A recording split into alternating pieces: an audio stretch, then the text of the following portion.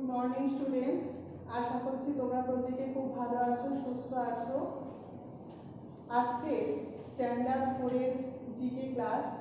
এই e learning ক্লাসে আমার প্রত্যেক স্ট্যান্ডার্ড 4 স্টুডেন্টকে ওয়েলকাম। আজকে ক্লাসে তোমাদেরকে হাফ ইয়ারলি এক্সামে যে কোশ্চেন পেপার দেওয়া হয়েছিল সেই কোশ্চেন পেপার সংক্রান্ত কিছু আলোচনা করব। তো প্রত্যেকের পরীক্ষা খুব ভালো হয়েছে, তোমরা পরীক্ষা খুব ভালোভাবে দিয়েছো, শুধু জিকে না অন্যান্য পরীক্ষাগুলো খুব ভালোভাবে দিয়েছো, তোমাদের রেজাল্টও বেরিয়ে গেছে। কিন্তু জিকে কোশ্চেন পেপারে সবাই খুব ভালো মার্কস পেয়েছো। যদি কারোর কিছু ভুল থাকে আজকের আলোচনা ক্লাসের মাধ্যমে তোমরা একটু সেটা বুঝে নাও বা জেনে নাও, ঠিক আছে? তো কেবলমাত্র ফার্স্ট ইয়ারলি এক্সামের যে সিলেবাস, সেই সিলেবাসের ওপর তোমাদের হাফ ইয়ারলি এক্সাম পরীক্ষাটা হয়েছে। আর তারপরে আমি সেকেন্ড ইয়ারলি এক্সামের সিলেবাস শুরু করে দিয়েছিলাম, কিন্তু আবার যখন তোমাদের পরীক্ষা শুরু হয়েছিল তখন দুটো ক্লাস বা একটা ক্লাস আমি রিভিশন দিয়েছিলাম ফার্স্ট ইয়ারলি এক্সামের সিলেবাসটা। তো যতদূর তোমাদের সেকেন্ড ইয়ারলি এক্সামের সিলেবাস বন্ধ মানে দিয়েছিলাম, তারপরে থেকে পরবর্তী ক্লাসে আমি তোমাদেরকে পড়া দেব। কেবলমাত্র যেগুলোই ভিডিওতে তোমরা দেখবে বা যেগুলো আমি বলবো সেগুলো তোমরাই দাগ দিয়ে দেবে, সেগুলোই কেবলমাত্র পরবর্তী পরীক্ষার জন্য তোমরা প্রস্তুতি নেবে।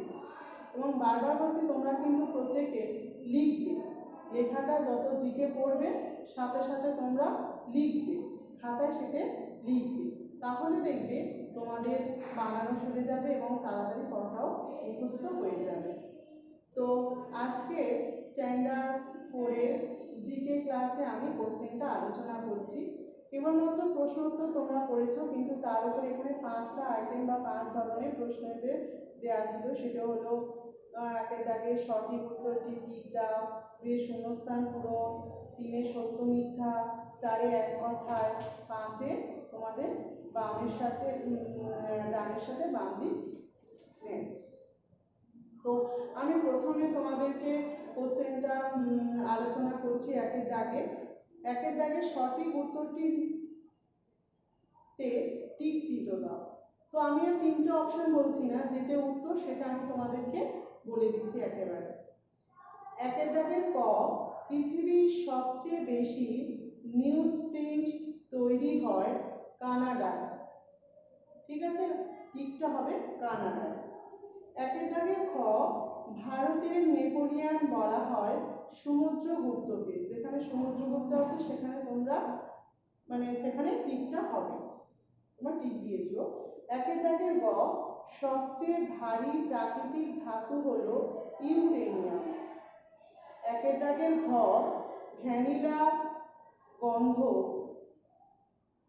তৈরি করতে ব্যবহার হয় ভ্যানিলিন। তাহলে একের দাগের প্রশ্নের উত্তর কথা আরেকবার একটু বলে দিচ্ছি। একের দাগের ক হবে কানাডায়, একের দাগের খ হবে সমুদ্রগুপ্তকে, একের দাগের গ হবে ইউরেনিয়াম, একের দাগের ঘ হবে ভ্যানিলিন। বুঝছে? এবার শূন্যস্থান পূরণে যাচ্ছি। দুয়ের দাগের ক, পেনিসিলিন ড্যাশ নামক উদ্ভিদ থেকে তৈরি হয়, ড্যাশে হবে নোটেট্রাম।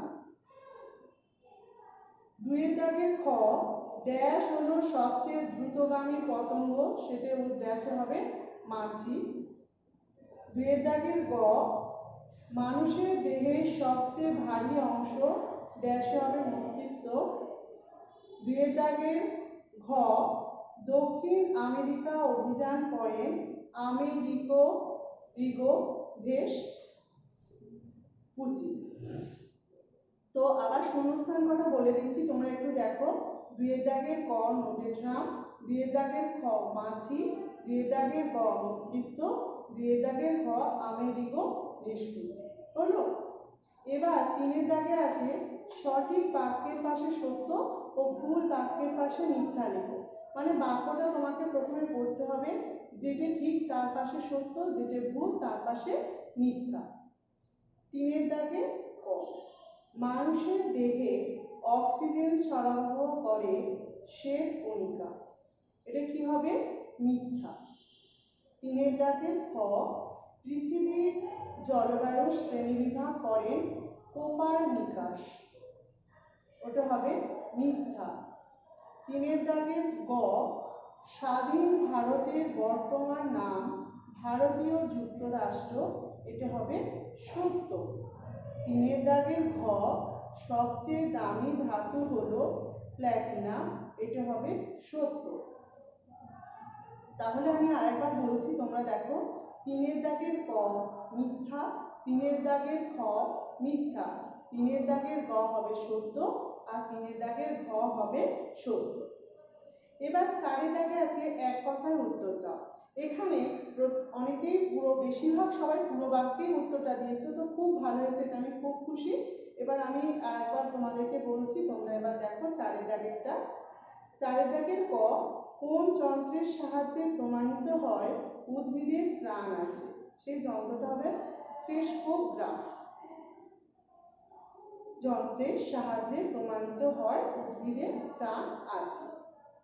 4 দাগের খ, কোন প্রাণীর ডানা সর্বাপেক্ষা বড়? আলবার্টস নামক সামুদ্রিক পাখির ডানা সর্বাপেক্ষা বড়। 4 দাগের গ, রক্ত সংবহন পদ্ধতি কে আবিষ্কার করেন? কি হবে? ইংল্যান্ডের বিজ্ঞানী ডক্টর উইলিয়াম হার্ভে। এবার 4 দাগের ঘ, মোগল সাম্রাজ্যের শেষ সম্রাট কে ছিলেন? মোগল সাম্রাজ্যের শেষ সম্রাট ছিলেন দ্বিতীয় বাহাদুর শাহ। এটা বেশিরভাগ সবাই পুরো লিখেছো, কেউ কেউ শুধু উত্তর লিখেছো, দুটোই ঠিক। আমি আরেকবার উত্তরগুলো বলে দিই, শুধু একটু উত্তরটা বলছি। 4 দাগের ক ক্রেস্কোগ্রাফ, 4 দাগের খ আলবার্টস নামক সামুদ্রিক পাখির ডানা, 4 দাগের গ ইংল্যান্ডের বিজ্ঞানী ডক্টর উইলিয়াম হার্ভে, 4 দাগের ঘ দ্বিতীয় বাহাদুর শাহ। এবার 5 দাগে, 5 দাগ শুরু করার আগে একটা কথা বলি, অনেকে কি করেছো না দাগ টেনে মিলিয়ে লিখে, মানে 2-1 দাগ টেনে রেখে দিয়েছো, নিচে কিন্তু তোমাদের ফাঁকা দেওয়া হয়েছিল। কেন না এই ফাঁকাটায় পরিষ্কারভাবে তোমরা লিখতে যাতে পারো। আজকে 4টে বলে তোমাদের কোনো অসুবিধা হয়নি, এর থেকে বেশি হলে তখন গায়ে গায়ে হয়ে গেলে বুঝতে খুবই অসুবিধা হয়। তাই পরবর্তী পরীক্ষায় যারা এই ভুলটা করেছো তাদেরকে বলবো তোমরা কিন্তু নিচে নিচে লিখবে। যারা এই দিকেরটা লেখা হয়ে গেলে একটা হাইফেন দিয়ে, বা এমনি পাশাপাশিও লিখতে পারো, একটা হাইফেন দিয়ে এই পাশের উত্তরটা বসিয়ে দেবে, তাহলে তোমাদেরও সুবিধা, আমাদেরও একটু সুবিধা হয়। কারণ এখানে দাগগুলো না অনেক সময় বোঝা যায় না, কম হলে হয়তো বোঝা গেছে, যদি একটু বেশি থাকতো তখন বুঝতে একটু অসুবিধাই হতো। ঠিক আছে, তাই পরবর্তী পরীক্ষায় তোমরা যেটা লিখছো এপাশে যেটা লিখবে সেটা এপাশে মানে এই দাগ টেনেও রাখছো, অনেকে দাগ টেনেও নিচে আবার লিখেছো, দুটোই ঠিক। দাগ টেনেও লিখলে নিচে লিখতে হবে, বা একটু নিচেরটা শুধু দাগ টেনে নিচেও লিখলে হবে। ঠিক আছে, এবার আমি আসছি পড়াতে। 5 দাগের ক আছে সুবর্ণযুগ, খ আছে কলিঙ্গ যুদ্ধ, গ আছে কোকোডিমার পাম, ঘ আছে লিও হারপার্স। এবার এপাশে 1 নম্বরে আছে সবচেয়ে বড় বীজ, 2 নম্বরে মেঘের শ্রেণীবিভাগ, 3 নম্বরে গুপ্তযুগ, 4 নম্বরে সম্রাট অশোক। এবার এটাকে মিলিয়ে করতে হবে। 5 দাগের ক সুবর্ণযুগ, এখানে হবে গুপ্তযুগ। 5 দাগের খ কলিঙ্গ যুদ্ধ, এপাশে 4 নম্বরটা হবে সম্রাট অশোক। 5 দাগের গ কোকোডিমার পাম, 1 দাগের সবচেয়ে বড় বীজ। 5 দাগের ঘ লিউ হাওয়ার্ড, এটা হবে 2-এরটা মেঘের শ্রেণীবিভাগ।